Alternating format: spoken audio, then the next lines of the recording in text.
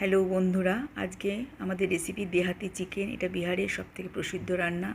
চলুন রেসিপিটা ভালো করে শিখে নিই। এর জন্যে আমি 1 কিলো চিকেনকে ভালোভাবে ধুয়ে পরিষ্কার করে নিয়েছি। 4টে বড় বড় পেঁয়াজ কেটে নিয়েছি। দুটো রসুন ভালো করে ছাড়িয়ে নিয়ে থেতো করে নিয়েছি। একটু বেশি করে আদা নিয়েছি, 2 চামচের মতো থেতো করে নিয়েছি। কিছু বাটবো না। 2টো টমেটো কুচিয়ে রেখেছি। তার জন্য যে মশলাগুলো নিয়েছি তার মধ্যে ধনে জিরে গুঁড়ো নিয়ে নিই, মিট মশলা, হলুদ, নুন আর ধনেপাতা কুচি নিয়ে এই রান্নাগুলো শুরু করেছি। এটা পুরো রান্নাটা সর্ষের তেলে হবে। তার জন্য সর্ষের তেলে গোটা গরম মশলা ফোড়ন দিয়ে তেজপাতা, এলাচের মুখটা কিন্তু ভেঙে দেবেন।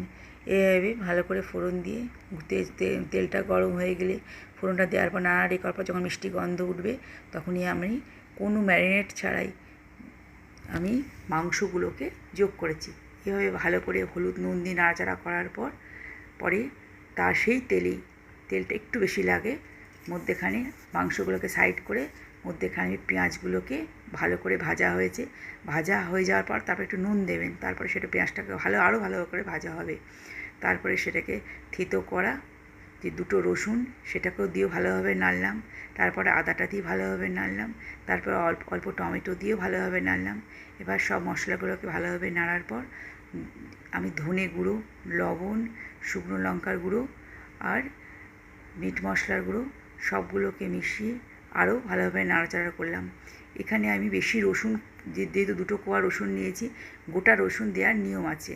এটা আরও সুন্দর লাগে রান্না করার পর। গোটা রসুন সেগুলো বেশি নষ্ট হবে বলে বন্ধুরা আপনারা একটা রসুনকে 4টে ভাগ করে ডিভাইড করে, মানে একটা ভাগে 3-4টে করে রসুনের কোয়া লেগে থাকবে। ভালো করে ধুয়ে সেটা গোটা দেবেন। আর 2টো বড় বড় পেঁয়াজকে 4 টুকরো করে এবার 8 টুকরো গোটাই দিয়ে দেবেন। তারপরে সব নাড়াচাড়া খুব কষতে হবে। এটা 10 থেকে 15 মিনিট 20 মিনিট সময় লাগবে আঁচ কমিয়ে কষার। আর যখন কষবেন প্রথমেই তারপরে আঁচটাকে বাড়িয়ে নেবেন।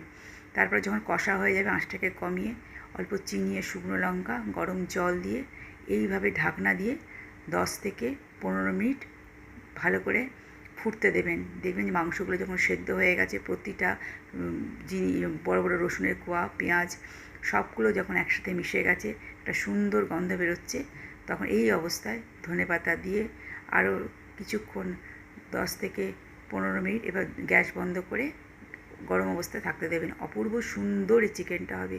রেসিপিটা কেমন লাগলো অবশ্যই কমেন্টে জানাবেন। নতুন হলে সাবস্ক্রাইব করবেন। খুব ভালো থাকবেন। নমস্কার।